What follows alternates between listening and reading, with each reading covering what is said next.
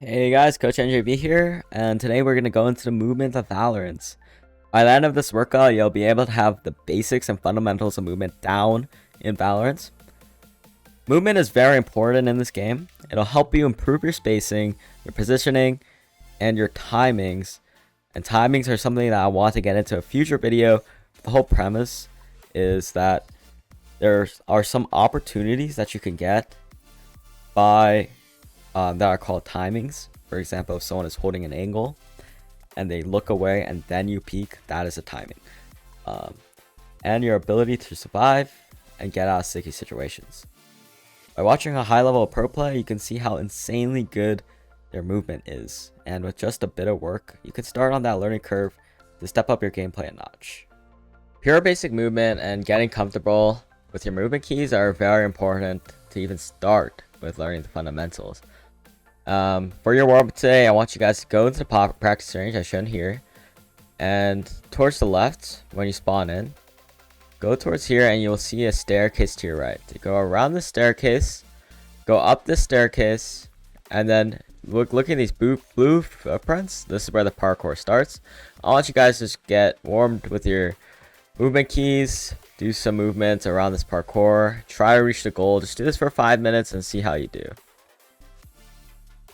Alright, movement is a mechanic in Valorant that can always be improved.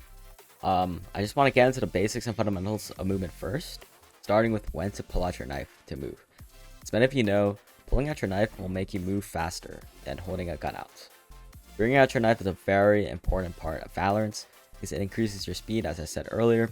If you watch any pro player or any player at all, you'll see them using their knife a lot compared to other players in lower elo. So first thing I want to note is speeding up rotations, and rotations are very important in Valorant. So in this clip I'm about to show you, you're going to pull out your knife to rotate faster to help your teammates with the sight. An example here is me helping to retake or hold a sight. So my team calls that it's an A hit. Knife is out, Viper wall's out. A lot of people are coming A. So I pull out my knife, as you can see here, and I'm running. I'm running to help them as fast as possible.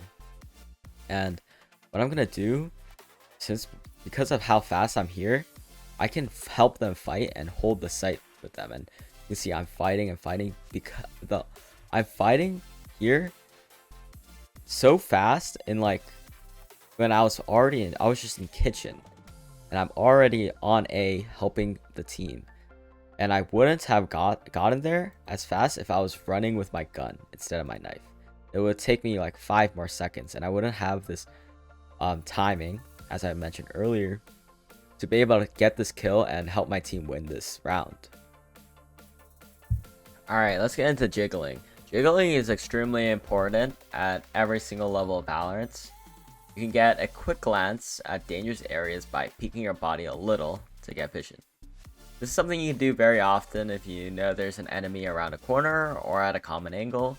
The main point of a jiggle is to get that quick little information by moving your body left or right and quickly going behind a wall. Jiggling in Valorant is used for that quick little info, like I said before, to relay information to your team. However, it's also very much used to be able to pre-fire with your gun. Pre-firing with a gun is shooting a bullet with the intent that someone is there, or the chance that it kills someone.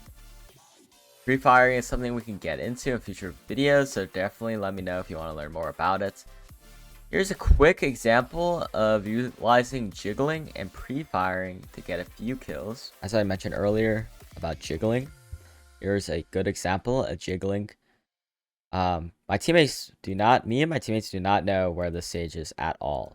So instead of just swinging everything and giving the stage a chance to have a 1v1 and clutch around, I'm simply just going to jiggle as shown here. I'm just going to jiggle my body a little just to get that quick information. I saw that no one's B-Link, but I'm going to just keep jiggling this. And this is a jump spot. I personally believe this is like an intermediate level of jiggling, so I want to get into that in a later video.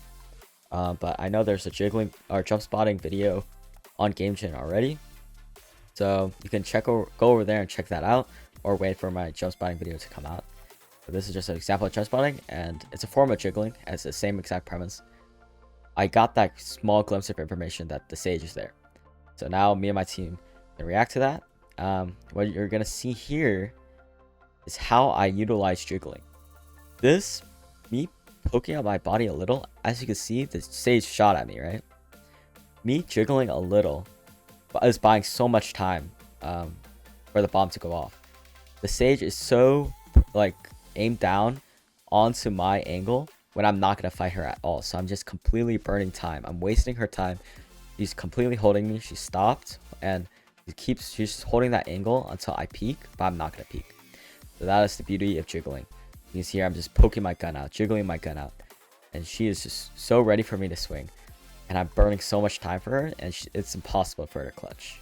And that is a good example of jiggling. Alright, so there will be a second half of this video, and make sure to check that out soon. Thank you guys for tuning in for the first part of movements. Stay tuned for the second part.